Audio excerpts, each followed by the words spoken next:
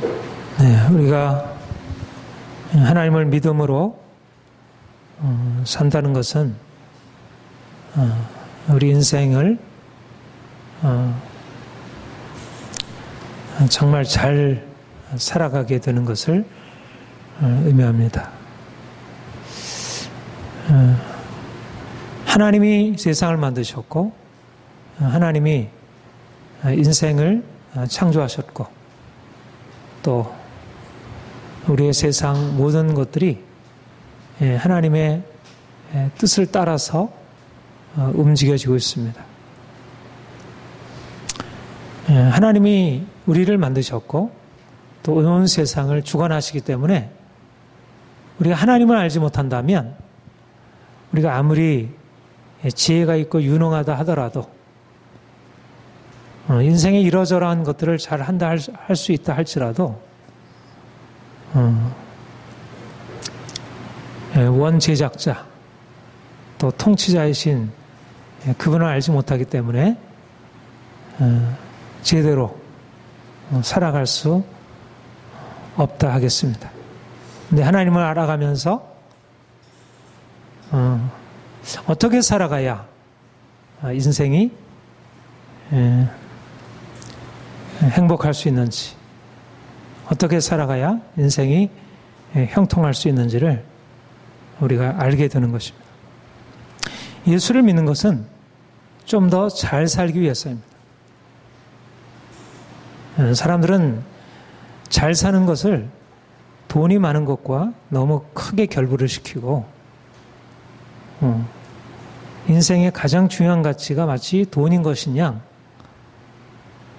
그렇게 생각하고 있지만 그러나 사실 중요한 것은 세상을 다스리시고 주관하시는 하나님 그분을 잘 아는 것입니다. 우리가 하나님을 알면서 하나님을 알게 될 때 깨닫게 되는 것은 뭐냐면 인생이 내가 하는 것이 아니구나. 네, 따라해 보세요. 내가 하는 것이 아니구나. 내가 하는 것이 아니구나. 네. 이게 가장 중요한 깨달음입니다. 우리가 하나님을 믿는다는 것은 인생은 내게 달려있지 않다는 것, 내가 가지고 있는 것, 또 나의 지혜, 나의 애씀, 이것이 내 인생을 좌우할 수 없다는 것. 인생은 하나님이 다스리시고 있고 하나님이 우리 인생을 어떻게 하느냐에 따라서 인생이 잘 될 수도 있고 안 될 수도 있고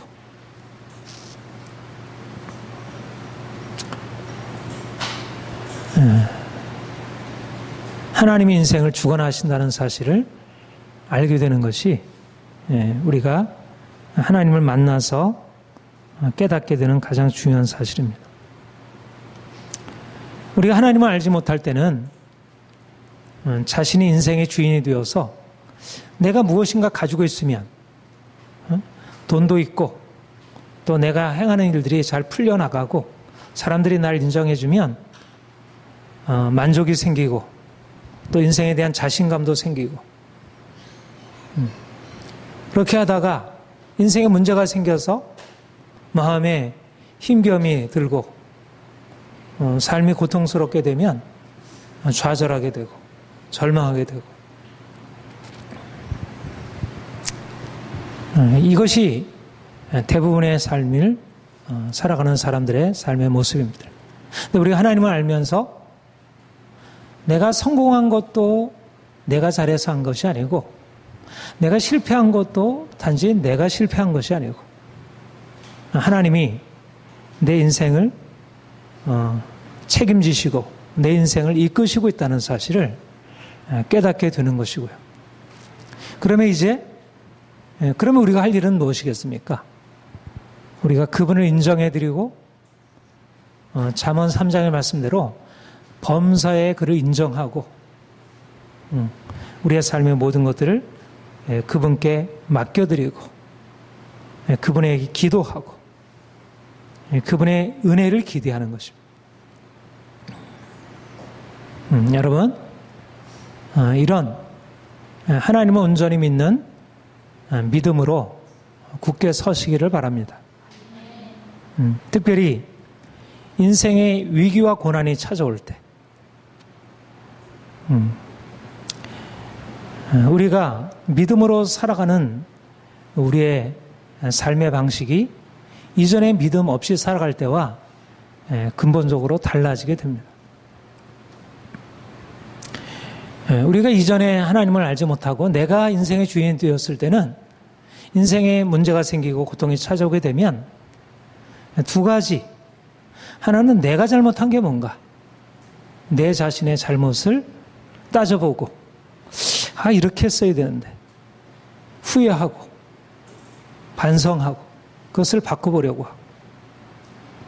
또 많은 경우에 내 잘못도 있지만 많은 경우에 내 주위에 있는 다른 사람이 나에게 잘못한 것으로 인해서 내가 피해를 입게 되는 경우가 많이 있잖아요. 남편이 잘못하기도 하고, 부모가 잘못하기도 하고, 주위에 있는 다른 사람이 내게 해를 가하기도 하고. 그럴 때는 우리의 마음이 분노하게 되고, 나에게 해를 가한 사람에 대해서 이제 미움을 갖게 됩니다. 참 우리 인생은 여러 가지 많은 문제를 만나게 되고요. 그리고 또 그런 문제가 많은 경우에 내 잘못일 부분도 있지만 완전히 다른 사람 때문이만은 아니겠지만 상당히 많은 부분에 있어서 다른 사람으로 인해서 당하는 억울한 고통, 고난이 많이 있음을 보게 됩니다. 가정에서 어려서 부모 때문에 부모가 나를 제대로 사랑해 주지 못하고 때때로 나에게 비인격적으로 폭언을 하기도 하고 때리기도 하고 너무 무리하게 자기의 뜻을 강요하기도 하고 이래서 그 부모에 대한 그 분노가 평생을 가고 사실 많은 경우에 요즘에 사실 일어나는 대부분의 문제들이 어려서 받은 상처로 인한 그런 그 분노, 미움 그리고 또 시간을 우리가 이제 성장해서 자라다 보면 또 부부간에 이제 결혼하면 남편이 나에게 부당하게 또 시부모가 나에게 부당하게 그래서 마음에 상처를 주고 삶의 고통을 주고 또 직장에서 우리가 일을 하다 보면 말도 안 되는 직장의 상사가 동료가 또 함께 거래하는 그런 사람들이 우리에게 피해를 주고 요즘에 얼마나 사기치고 사람들의 것을 빼앗고 그런 일들이 얼마나 많아. 너무 자기 욕심대로 행하는 사람들이 많고 그로 인해서 우리는 힘이 없으니까 법으로 할 수 있는 일들이 한계가 있고 그래서 그런 일들을 인해서 마음이 상하고 고통스럽고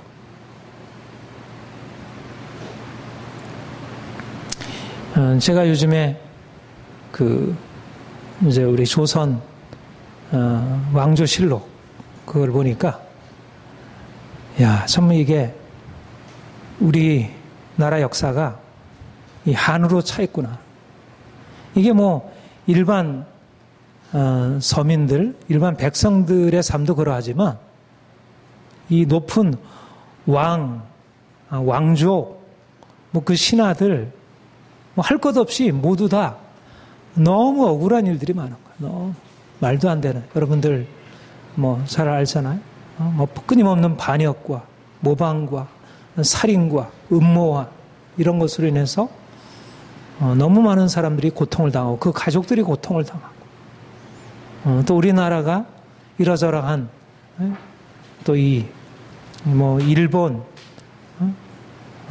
임진왜란 또 병자호란 일본 중국 이런 침입을 받아가지고 고통을 당하고 일제에 침입해서 일제에 35년간의 압제 가운데 고통을 당하고 그러니까 우리의 삶이 우리의 역사가 한과 분노 고통으로 점철되어 있는 것을 보게 됩니다. 그런데 많은 경우에 이런 문제들이 있지만, 그러나 이런 문제들에 대해서 우리가 이걸 정의로 이렇게 갚으려고 하지만, 오히려 사람들이 그것을 인정하기보다는 변명하고, 오히려 적반하장으로, 오히려 공격하고, 그래서 더 고통을 당하고. 그러니까 사실은 이런 일들로 인해서 마음에 상처와 고통이 없는 한 사람도 존재하는 거예요. 이 세상에 태어남부터 시작해가지고. 시간이 지나면 지날수록 다 잊어서 그걸 다 일일이 기억하지 못하니까. 그렇지? 우리 인생이 그런 고통, 분노. 우리나라의 화병이 우리나라의 병이라고 그랬잖아요. 화병이라는 이름이 분노라는 이것은 공통된 건데, 특별히 화병이라는 것은 우리나라의 명칭으로, 심리학에서도 우리나라 명칭으로 불리운다. 그 정도로 우리 안에 너무 오랜 우리의 문화 안에 깊은 분노와 한이 서려 있다는 것. 우리가 이런 인생을 살아가면서 우리가 고통을 당할 수밖에 없는 것, 분노할 수밖에 없는 것이 우리 인생입니다. 그런데 우리가 주님을 만나게 될 때 어떤 변화가 일어나는가? 우리가 주님을 만나게 되면서 우리가 당하던 그런 너무 부당한 일, 너무 고통스러운 일, 그 가운데서 하나님이 일하고 계심을 보게 됩니다. 분명히 상대방이, 엄마 아빠가 내게 잘못을 행했고, 남편이 내게 너무 고통을 주었고, 또 다른 사람들이 너무 말도 안 되는 것으로 나에게 이런 부당한 일을 행했지만, 그러나 단지 그냥 남편이 한 게 아니고, 단지 부모가 한 게 아니고, 직장 상사가 한 게 아니고, 하나님이 그 가운데 일하고 계셨다는 사실을 우리가 알게 되는 것입니다. 이전에는 하나님을 알지 못할 때는 우리가 그런 일에 대해서 어떻게든지 분노하고 갚으려고 하게 되지만, 그러나 하나님을 알게 되고 인생이 다른 사람이 나에게 악을 행하기 때문에 내가 이렇게 고통을 당한 것이 아니라 하나님이 그 가운데 이런 상황까지도 주관하고 계셨다는 사실을 깨닫게 되고 발견하게 되고, 그래서 우리가 이제까지 우리 마음을 지배하던 그런 분노, 그런 원한, 고통에서부터 벗어나게 되고, 이 상황에 나를 사랑하신 하나님, 전능하신 하나님이 함께 하시고 있구나. 내가 슬퍼하고 화내고 나에게 해를 가한 사람을 내가 미워하고 분노할 것이 아니고 내가 하나님을 바라봐야겠구나. 이것이 바로 인생을 새롭게 바라보는 새로운 관점이 됩니다. 우리 믿음이라고 하는 것은 단지 내가 교회에 나와서 하나님을 믿는, 하나님 믿습니다, 내가 당신을 사랑합니다 하는 하나님 앞에서의 나의 고백일 뿐만 아니라 내 인생, 내 주위를 둘러싼 수많은 사람들과의 관계 속에서 당하는 고통과 마음의 분노와 한을 하나님께서 어떻게 바라보시고 해결하시는지를 깨닫게 되는 것입니다. 바로 이것이 오늘 우리가 잘 아는 요셉이 형들 앞에서 보여준 그의 신앙입니다. 요셉은 어떤 사람입니까? 요셉은 우리가 잘 알듯이 야곱의 12아들 중에 11번째, 가장 사랑하는 라헬의 첫 번째 아들.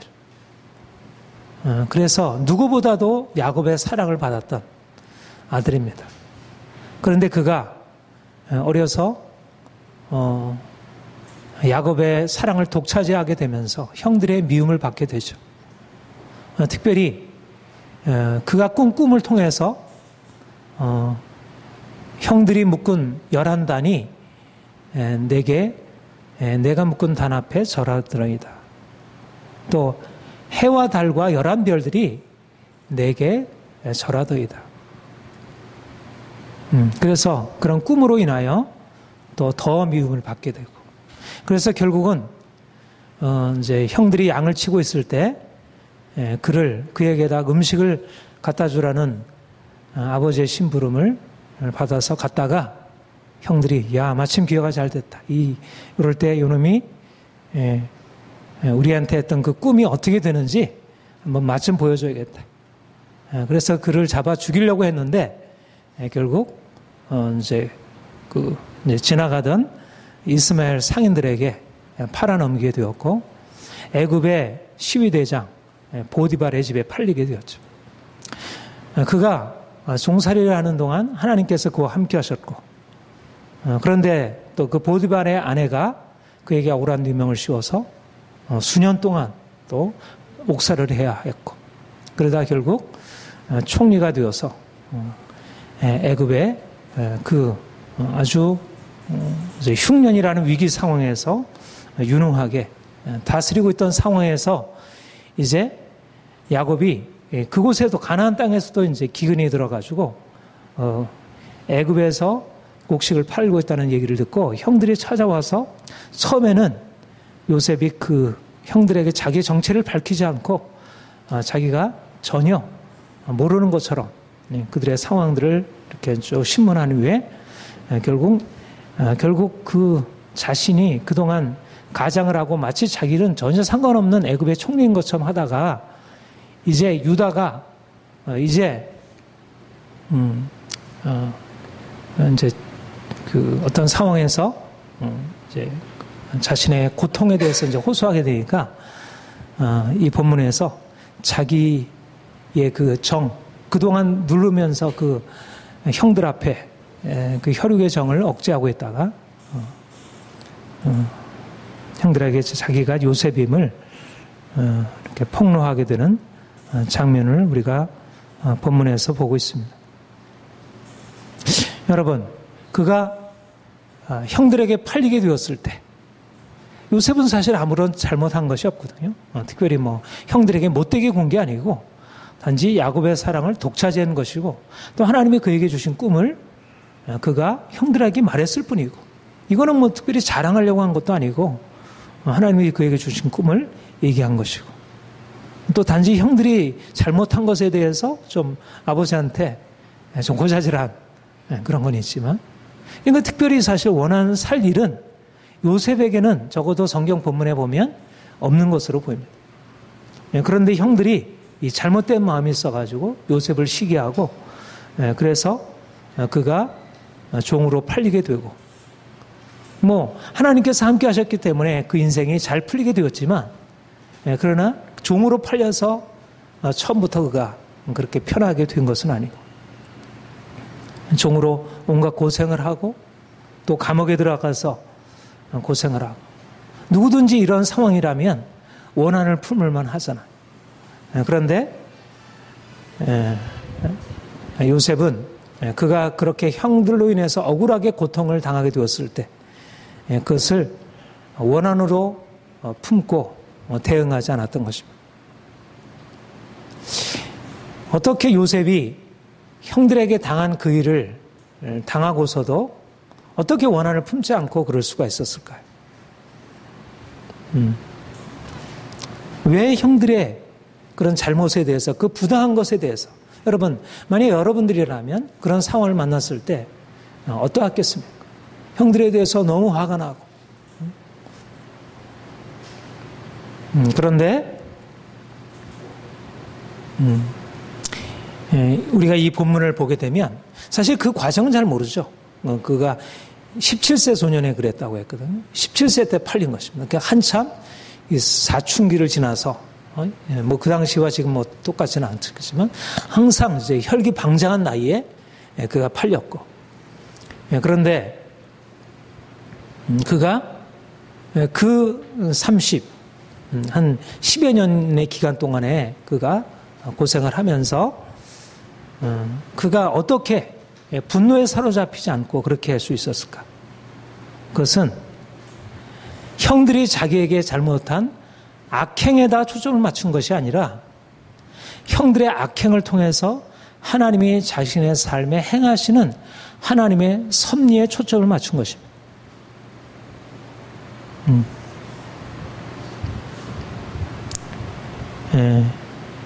바로 요셉이 어떻게 형들에게 팔리고 나서 나중에 애굽의 총리가 되었을까요? 물론 하나님의 능력이었고 하나님의 섭리였고 하나님의 축복이지만 그러나 그 안에는 요셉의 믿음, 그가 자신의 상황을 탓하거나 그리고 자기에게 이러한 상황을 가져다 준 그런 형들을 미워하거나 그것에 대해서 분노하거나 그것에 대해서 원한을 품기보다 오히려 그 가운데서 하나님이 자신의 삶에서 행하시는 것이 무엇인지 하나님을 바라봄으로 그는 그 상황들을 오히려 그 상황들이 자기에게 고통을 가져다 준 것이 아니라 그냥 고통이 아니고 그 가운데서 그는 더 하나님 앞에 더 견고한 자로 하나님을 바라보는 자로 그 믿음이 견고해지고 그래서 그 인생이 하나님의 축복을 누릴 수 있도록 그렇게 바뀌어졌다는 것입니다. 오늘 고백을 보면 5절에 당신들이 나를 이곳에 팔았다고 해서 근심하지 마소서, 한탄하지 마소서. 하나님이 생명을 구원하시려고 나를 당신들보다 먼저 보내셨나이다. 요셉이 자신을 형들이 팔았다는 사실에 대해서 잊고 있는 것이 아닙니다.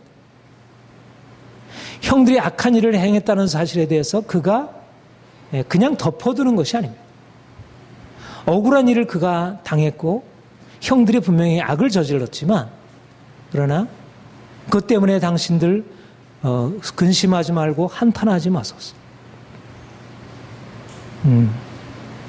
그는 형들의 악행에 대해서 형들의 잘못에 대해서 초점을 맞춘 것이 아니라 형들의 잘못을 통해서 하나님이 그 인생에 무엇을 행했는지 당신들이 나를 팔았지만 당신들이 나를 판 것을 통해서 하나님이 나를 이렇게 높은 자리에 세워주시고 이것을 통해서 당신들의 생명과 애굽 온 집의 생명과 온 땅의 생명을 구원하시게 하시려고 당신들의 잘못이 하나님의 계획을 이루는 하나의 방편이었습니다. 그들의 책임이 없다는 것도 아니고 분명히 그들의 책임에 대해서 책임을 져야 하지만 그러나 보다 중요한 것은 그들의 잘못보다 그가 당한 억울함보다 하나님이 그 인생 안에 행하시려고 했던 하나님의 계획이 중요하고 그 일을 통해서 하나님이 행하신 것이 중요하다는 사실입니다. 그에게 중요했던 것은 하나님이 하신 일이지 형들이 한 일이 아닙니다. 만약 그가 형들이 자기 자신에게 한 일에다가 생각을 집중했다면 하나님이 자신에게 이루시는 일들에 대해서 마음을 쏟을 수 있겠습니까? 매일 마음에 계속 집안 청소하고 여러 가지 어려운 일을 하면서 내가 형들 때문에 그 아버지 집에서 내가 사랑받고 이 좋은 것을 누리고 살던 내가 이 종으로 이 밑바닥에서 이 부족하고 이 형편없는 삶을 살아야 한다. 이거는 말도 안 돼. 그렇게 자기의 한과 분노를 곱씹으면서 행했다고 하면 그 인생이 어떻게 되겠습니까? 그런데 요셉은 형들이 자기에게 한 일이 단지 형이 자기한테 한 일이 아니라 하나님이 생명을 구원하시려고 나를 앞서 이곳에 보내셨고 당신들의 후손을 우리의 후손을 우리의 가족을 살리려고 하나님이 이 일을 행하셨습니다.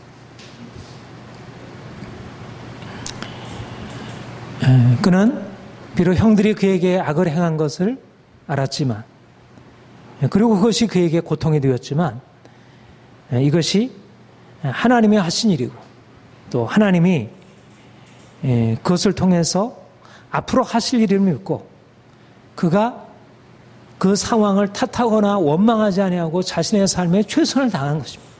그가 노예로 있으면서 그가 어떻게 하나님이 그와 함께 형통케 되는 일이 있었을까? 그가 노예로 팔려서 그가 일을 하는 것을 주인이 보니까 너무 잘하는 거예요. 그래서 그를 가정 총무로 삼고 그에게 모든 일들을 다 그에게 맡겼다고 했습니다. 어떻게 그가 종으로 팔렸을 때 그렇게 행할 수 있었을까? 이미 그는 처음 팔릴 때부터 시작해서 형들에 대한 원한을 내려놓고 시작한 것입니다. 나중에서 비로소 그렇게 된 게 아니고 그는 먼저 팔릴 때부터 시작해서 형들을 미워하고 분노하기보다 하나님이 이 일 가운데 함께 하심을 믿고 그는 하나님이 행하셨다는 것, 또 앞으로 하나님이 행하실 일이 있다는 것, 그것을 믿고 믿음으로 자신의 삶에서 최선을 다하고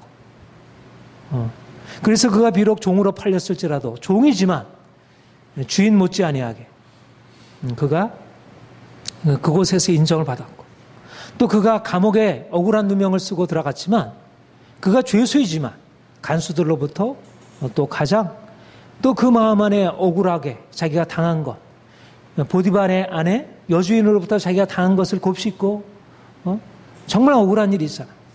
그런데 그곳에서자 자신의 삶에 최선을 다함으로 간수에게 인정을 받고 결국 하나님께서 그를 총이라고 하는 전혀 생각할 수 없는 종이 어떻게 죄인이 어떻게 총리가 되겠습니까? 바로 그 안에 하나님이 그와 함께 하심을 믿는 믿음, 하나님의 그 인생을 주관하시고 다스린다는 그 믿음으로 그는 원한을 극복하고 그는 오히려 자기가 당한 그런 억울한 일을 그가 설 수 있는 좋은 기회로 삼은 것입니다. 이것이 바로 하나님의 섭리를 믿는 그의 믿음이 가져온 놀라운 축복입니다. 여러분, 요셉과 같이 그렇게 높이 들림을 받기를 원치 않습니까? 우리가 요셉과 같이 우리의 삶에 있어서 하나님이 주시는 축복을 누리기를 원합니다. 그런데 그것이 바로 어떻게 되어지냐면 우리가 억울한 일을 당하고 우리가 화낼 일을 당한 그 상황에서 다른 사람이 내게 행한 일에 대하여 곱씹고 그것 때문에 마음 괴롭히고 그것 때문에 내 삶을 허비하고 그렇게 행하는 것이 아니라 억울한 일을 당했을 때도 요셉처럼 믿음으로 승리하는 것입니다. 많은 사람들은 믿지 않는 사람들은 말할 것도 없지만 믿는 사람들조차도 자신이 억울한 일을 당할 때 자신에게 해를 강한 사람들에 대해서 분노를 품고 그 일들을 마음에 품고 살아가는 거예요. 자기가 당한 일들을. 어떻게 보면 그것이 마땅한 것이냐. 인생에 그래서 그 당한 일도 억울한 일인데 인생을 그것 때문에 너무나 많이 허비하고 살아가는 거예요. 그 사람이 삶에 문제가 있을 때마다 저 사람이 나에게 해를 가했으므로 내가 이렇게 고통을 당하고 있어.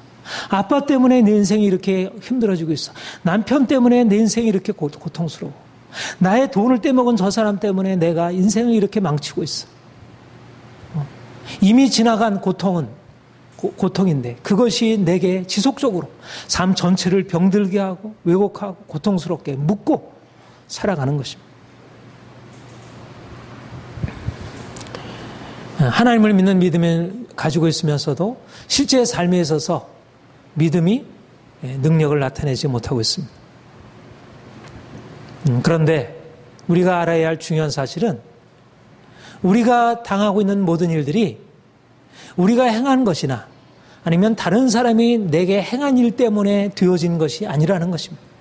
겉으로 보기에는 내가 잘못해서 또는 다른 사람이 내게 잘못해서 당한 일이지만 그래서 억울한 일이고 내가 그 사람에게 아주 호되게 갚아주어야 이런 문제가 해결될 것 같아도 그러나 그것은 어리석은 판단과 선택인 것입니다.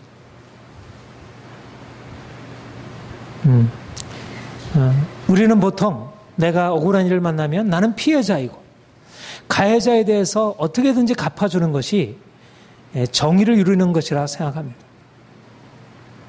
그러나 우리가 가해자와 피해자의 구도로 생각하게 되면 그 일에 묶여버리게 되고 삶을 오히려 망쳐버리게 되는 것을 보게 됩니다. 실제적으로 다른 사람이 나에게 잘못한 것이 사실입니다. 요셉이 그러했던 것처럼 형들이 그에게 잘못한 것이 사실이고 그가 피해를 당한 거죠. 보디발의 아내가 그에게 억울한 누명을 씌웠던 것이고 또 그가 억울하게 피해를 받은 것이죠. 그러나 우리가 이 상황을 좀 더 하나님의 관점에서 생각해 보면 그것이 아니라는 것입니다. 단지 가해자가 있고 피해자가 있는 것이 아니고 가해자와 피해자를 넘어서서 하나님이 일하고 계시다는 것입니다. 우리가 눈앞에 보이는 것은 저 사람이 나에게 부당한 일을 행해서 내가 이렇게 돈을 잃어버리고 내 마음에 상처를 입고 내 인생에 지금도 이렇게 고통을 당하고 있는 것 같아도 우리가 보는 것을 넘어서서 하나님이 우리 인생 안에 일하고 계시다는 것입니다.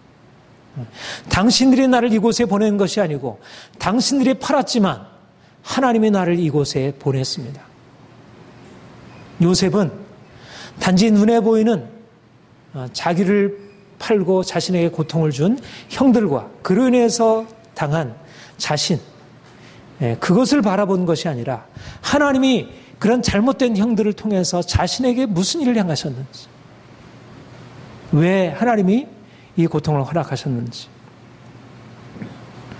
이것이 바로 하나님을 믿는 믿음이고, 이것을 우리가 뭐라 얘기를 하냐면 하나님의 주권에 대한 신앙이다. 하나님의 주권이라는 말은 하나님이 주가 되셔서 우리 인생을 친히 다스리고 주관하신다는 것입니다. 내가 내 인생을 친히 이끌어가는 것 아니고 또 다른 사람이 내 인생을 함부로 좌우할 수 있는 게 아니고 하나님이 내 인생을 책임져 주시고 친히 이끌어 가신다는 것입니다. 그래서 내가 비록 억울한 일을 만났다 할지라도 그것은 그냥 당한 것이 아니라 그 당한 일 가운데도 하나님이 일하시고 계시다는 것입니다. 하나님이 일하고 계시다면 하나님은 어떤 분입니까? 하나님은 이해할 수 없는, 도무지 우리가 종잡을 수 없는 그런 귀신들입니까? 하나님은 전능하신 분이고 하나님은 우리의 유익을 위해서 일하시는 분이고 그분이 우리를 향해서 가지고 있는 생각은 평안이지 재앙이 아닙니다. 고통이 아닙니다. 그분은 우리를 평안하게 하시려고 하고 우리에게 축복을 주시려고 하는 것이지. 그런데 왜 하나님이 억울한 일을 당하게 하시겠습니까? 하나님이 왜 우리를 고통스러운 상황에 우리를 몰아넣었습니까? 왜 우리를 해하려는 저 부당한 악인에 대하여 주께서 처벌하지 아니하시고 그냥 버려두는 것입니까? 왜 이 세상이 이렇게 부조리한 채로 그냥 버려두도록 만들어 놓는 것입니까? 하나님이 살아계신데.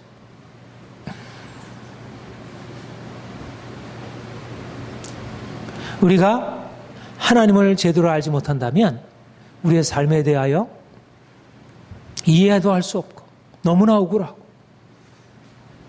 그러나 하나님이 이 모든 상황을 하나님의 뜻을 따라서 지혜롭게 이끌어 가신다는 것. 그분의 생각은 우리의 생각과 달라서 그분이 우리에게 선을 행하시고 있지만 그러나 우리가 기대하는 것처럼 그렇게 우리의 삶에 아무런 문제도 없이 하나님이 요셉에게 약속하신 대로 내가 너를 형들 위에, 가족 위에, 모든 사람 위에 너를 으뜸으로 삼아주리라. 우리가 생각하는 방식은 하나님이 나에게 이런 꿈을 주셨으니까 내 인생이 잘 풀려가지고 모든 일에 승승장구해서 내가 점점 많은 사람들에게 인정을 받고 그렇게 다스리는 자가 되리라. 아마도 처음에 생각이 그랬을지 모르겠습니다. 형들이 그렇게 생각을 하고 네 꿈이 어떻게 돼 보자. 형들이 생각하기를 요셉이 이렇게 당해서 애굽에 팔리고 나면 그 꿈이 되어질지 않을 줄 생각했죠. 그런데 오히려 거꾸로 요셉이 그렇게 부당하게 억울한 일을 만났기 때문에 그가 애굽의 총리가 될 수 있었다는 것입니다. 만약 그가 억울한 일을 만나지 않았다면 그 인생이 가정에서 그냥 가족들에게 인정받고 그 마을에서 인정받는 정도는 되었겠지. 우리의 생각보다 하나님의 생각은 더 높고 우리가 이해할 수 없는 방식으로 그가 이끌어가는 것입니다. 우리에게 억울한 일을 만나게 한 사람들도 하나님이 우리를 높이시고 우리를 세우시려고 하는 도구이지 우리를 그저 해하고 우리를 파괴하는 그런 악인이 아니라는 것입니다. 나를 이리로 보내는 것은 당신들이 아니고 하나님이시라. 분명히 형들이 팔아서 애굽으로 오게 되었지만 실상 이 일을 정말로 주관하시는 분은 하나님이셨다는 것입니다.